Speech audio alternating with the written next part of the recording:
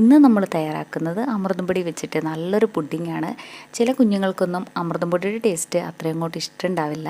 അങ്ങനെയുള്ള കുഞ്ഞുങ്ങൾക്ക് ഇങ്ങനെയൊന്ന് തയ്യാറാക്കി കൊടുത്താൽ മതി, അവരത് ഇഷ്ടപ്പെട്ട് തന്നെ കഴിക്കും കേട്ടോ. അപ്പോൾ നമുക്ക് എങ്ങനെയാണ് ഈസി ആയിട്ടുള്ള ഈ ഒരു പുഡിങ് തയ്യാറാക്കുന്നതെന്ന് നോക്കാം.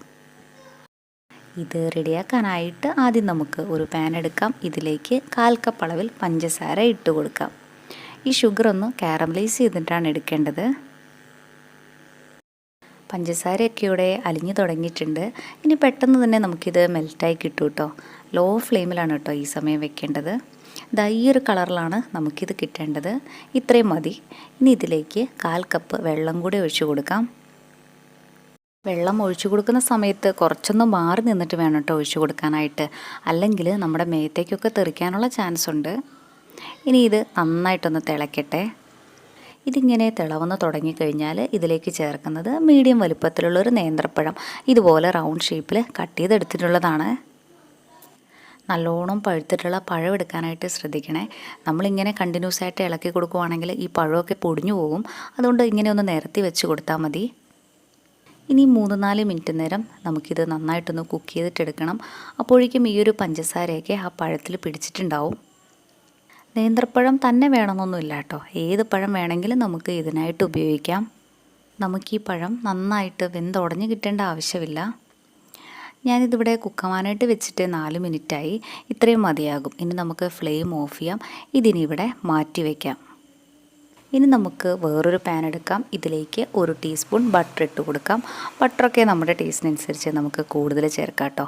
ബട്ടർ നന്നായിട്ട് മെൽറ്റായി വരുന്ന സമയത്ത് ഇതിലേക്ക് 1/2 കപ്പ് അമൃതം പൊടിയാണ് ചേർക്കുന്നത്. ഇനി ഇത് നന്നായിട്ടൊന്ന് റോസ്റ്റ് ചെയ്തിട്ടെടുക്കാം. നല്ല ടേസ്റ്റി ആയിട്ടുള്ളൊരു പുഡിങ്ങാണ് കേട്ടോ ഇത്. ഇതിന് അമൃതം പൊടിയുടെ ടേസ്റ്റ് ഒട്ടും തന്നെ ഉണ്ടാവില്ല. ഐസ്ക്രീമിൻ്റെ ഒക്കെ ടേസ്റ്റ് ആയിരിക്കും മുന്നിട്ട് നിൽക്കുക. അമൃതം പൊടിയുടെ ആ ഒരു ടേസ്റ്റൊക്കെ ഇഷ്ടമില്ലാത്ത കുഞ്ഞുങ്ങൾക്ക് ഇത് ഒത്തിരി ഇഷ്ടമാവും.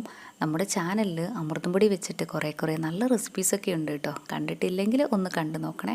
അതുപോലെ നമ്മുടെ ഈ ചാനൽ സബ്സ്ക്രൈബ് ചെയ്യാതെയാണ് കാണുന്നതെങ്കിൽ സബ്സ്ക്രൈബ് ചെയ്യാനും മറക്കല്ലേ.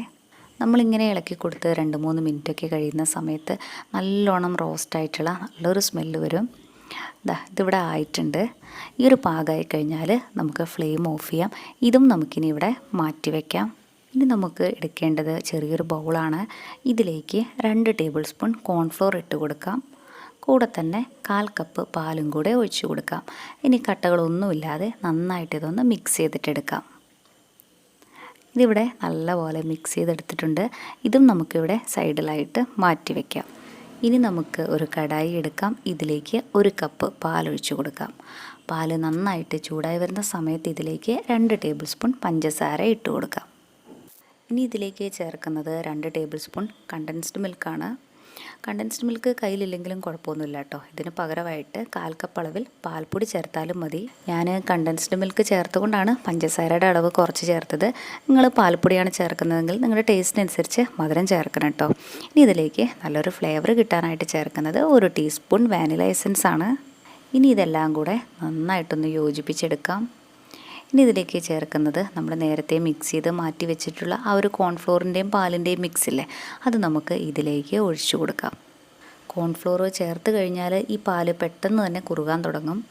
അതുകൊണ്ട് കണ്ടിന്യൂസ് ആയിട്ട് തന്നെ ഇളക്കി കൊടുക്കണം കേട്ടോ, അല്ലെങ്കിൽ പെട്ടെന്ന് തന്നെ ഇത് അടുക്കി പിടിക്കും. ഒത്തിരി സമയമൊന്നും എടുക്കില്ല, പെട്ടെന്ന് തന്നെ ഇത് കുറുകി വരും. ഇതിവിടെ കുറുകി വന്നിട്ടുണ്ട്. ഇത്രയും മതിയാകും. ഇനി നമുക്ക് ഫ്ലെയിം ഓഫ് ചെയ്യാം. ഇതിനി തണുക്കുന്ന സമയത്ത് ഒന്നുകൂടെ തിക്കായിട്ട് വരും. ഇനി നമുക്ക് നമ്മുടെ ഈ ഒരു പുഡിങ് സെറ്റ് ചെയ്തെടുക്കണം. അതിനായിട്ട് നമുക്ക് ഏതെങ്കിലും ഒരു പാത്രം എടുത്താൽ മതിയാകും കേട്ടോ. ഇനി ഇതിലേക്ക് നമ്മൾ നേരത്തെ ആ ഒരു റോസ്റ്റ് ചെയ്ത് വെച്ചിട്ടുള്ള അമൃതം പൊടിയില്ലേ, അതങ്ങ് ഇട്ട് കൊടുക്കാം. നമ്മൾ ബട്ടറൊക്കെ ചേർത്തിട്ടല്ല ഈ ഒരു അമൃതം പൊടി റോസ്റ്റ് ചെയ്തിട്ടുള്ളത്. അതുകൊണ്ട് നമ്മുടെ ഈ ഒരു അമൃതം പൊടി കഴിക്കുന്ന സമയത്ത് ആ ഒരു ബട്ടറിൻ്റെ ഫ്ലേവർ ആയിരിക്കും കേട്ടോ കൂടുതലായിട്ട് ഉണ്ടാവുക. ഇനി ഒരു സ്പൂൺ വെച്ചിട്ട് ഇത് നന്നായിട്ടൊന്ന് ലെവൽ ചെയ്ത് കൊടുക്കാം. ഈ അമൃതം പൊടിയൊക്കെ നന്നായിട്ട് ലെവൽ ചെയ്തെടുത്ത് കഴിഞ്ഞാൽ ഇനി ഇതിൻ്റെ മുകളിലായിട്ട് നമ്മൾ ഇട്ട് കൊടുക്കുന്നത് നമ്മൾ നേരത്തെ റെഡിയാക്കി വെച്ചിട്ടുള്ള ആ ഒരു പാലിൻ്റെയും കോൺഫ്ലോറിൻ്റെയും മിക്സില്ലേ, അതാണ്. ഇത് തണുത്തപ്പോൾ കണ്ടോ ഒന്നും കൂടെ നല്ലോണം തിക്കായി വന്നിട്ടുണ്ട്. നമ്മുടെ പാല് വെച്ചിട്ടുള്ള ഈ ഒരു ലെയറിനുണ്ടാവുക ഐസ്ക്രീമിൻ്റെ ഒക്കെ ഒരു ടേസ്റ്റ് ആയിരിക്കും കേട്ടോ. ഇതിനി നന്നായിട്ടൊന്ന് ലെവൽ ചെയ്ത് കൊടുക്കാം. ഇത് ലെവൽ ചെയ്തെടുത്ത് കഴിഞ്ഞാൽ ഇനി അടുത്തതായിട്ട് നമ്മൾ ഇതിലേക്ക് ചേർക്കുന്നത് നമ്മൾ ആദ്യം റെഡിയാക്കി വെച്ചിട്ടുള്ള ആ ഒരു കാരമലൈസ്ഡ് ഷുഗറിൻ്റെയും പഴത്തിൻ്റെയും മിക്സില്ലേ, അതാണ്. ഇനി ഈ പഴത്തിൻ്റെ പീസസൊക്കെ നമുക്ക് എല്ലാ ഭാഗത്തേക്കും ഒന്ന് ആക്കി കൊടുക്കാം. മെല്ലെ വേണം കേട്ടോ ചെയ്യാനായിട്ട്, അല്ലെങ്കിൽ പഴമൊക്കെ പൊടിഞ്ഞു പോകും. മിക്ക കുഞ്ഞുങ്ങൾക്കും പഴമൊക്കെ കഴിക്കാനായിട്ട് നല്ല മടിയായിരിക്കും. അങ്ങനെയുള്ള കുഞ്ഞുങ്ങൾക്കൊക്കെ ഇങ്ങനെ ഒന്ന് തയ്യാറാക്കി കൊടുത്താൽ മതി. പഴവും അമൃതം പൊടിയൊക്കെ അവർ ഇഷ്ടപ്പെട്ട് തന്നെ കഴിക്കും കേട്ടോ. ഇത് വേണമെങ്കിൽ നമുക്ക് ഇങ്ങനെ തന്നെ കഴിക്കാം, പക്ഷേ തണുപ്പിച്ചിട്ട് കഴിക്കണതാണ് ഒന്നുകൂടെ നല്ല ടേസ്റ്റ്. ഞാനിത് ഒന്ന് റാപ്പ് ചെയ്ത ശേഷം 1 മണിക്കൂർ നേരം ഒന്ന് ഫ്രിഡ്ജിൽ വെക്കുന്നുണ്ട്. തണുപ്പ് വേണ്ടാന്നുണ്ടെങ്കിൽ നമുക്കിത് ഇങ്ങനെ തന്നെ കഴിക്കാം കേട്ടോ. 1 മണിക്കൂർ കഴിഞ്ഞപ്പോൾ ഫ്രിഡ്ജിൽ നിന്ന് പുറത്തെടുത്ത് വെച്ചിട്ടുള്ള നമ്മുടെ പുഡിങ്ങാണിത്. പറഞ്ഞറിയിക്കാൻ പറ്റില്ല കേട്ടോ, അത്ര ടേസ്റ്റിലാണ് നമുക്കിത് കിട്ടുക. നമ്മൾ ചേർത്തിട്ടുള്ള 3 ലെയറിനും 3 ടേസ്റ്റായിരിക്കും. ഇതെല്ലാം കൂടെ ഒരുമിച്ച് ചേരുമ്പോൾ ഒരു പ്രത്യേക രുചി തന്നെയാണ്. അമൃതം പൊടിയൊക്കെ വീട്ടിൽ വെറുതെ ഇരിക്കുന്നുണ്ടെങ്കിൽ ഒരു പ്രാവശ്യം ഇതേ രീതിയിലൊന്ന് ട്രൈ ചെയ്ത് നോക്കൂ. എന്നിട്ട് അഭിപ്രായം പറയാൻ മറക്കല്ലേ. താങ്ക്